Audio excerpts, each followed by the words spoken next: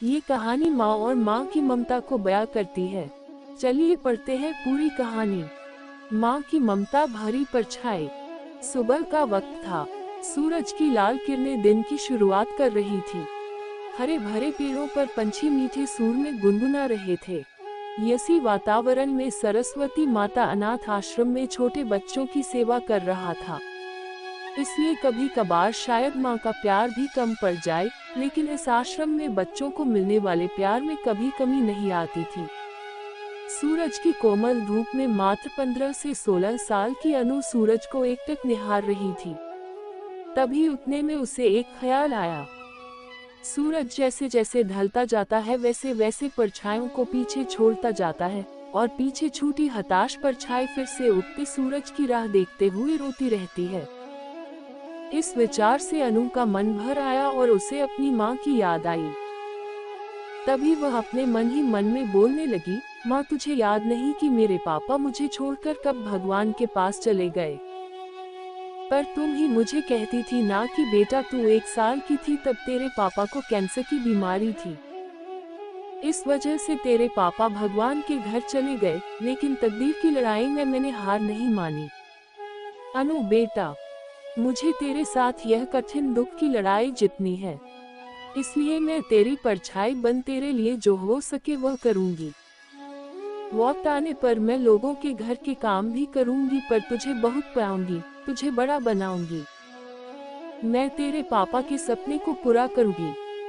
तेरे पापा की बहुत इच्छा थी कि हमारी छोटी सी अनु बड़ी होकर पायलट बने, लेकिन जिंदगी में ऊंचा उठने के लिए तेरे पापा से तेरे पंखों को मिलने वाली ताकत तेरे पापा के जाने से टूट गई।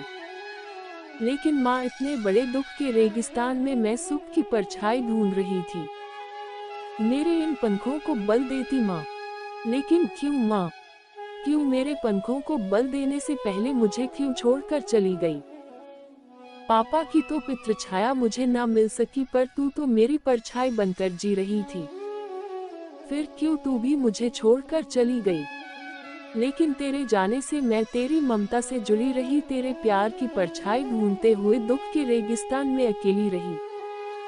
अब मेरे पापा के सपनों को साकार करने के लिए कौन मुझे ताकत देगा? बोलना माँ।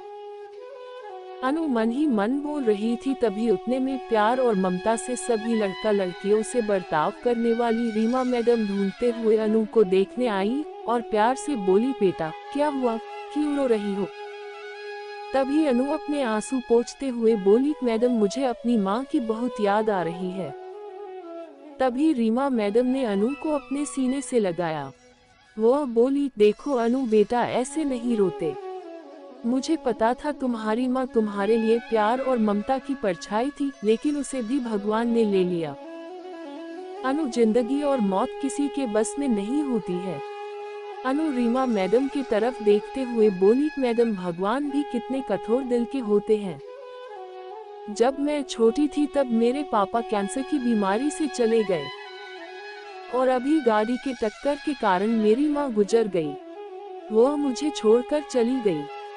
मेरे जीवन में परछाई बनकर रहने वाली मेरी माँ मुझे अब दिखाई ही नहीं देती। अनु की यह अवस्था देखकर रीमा मैडम की आंखें भर आईं।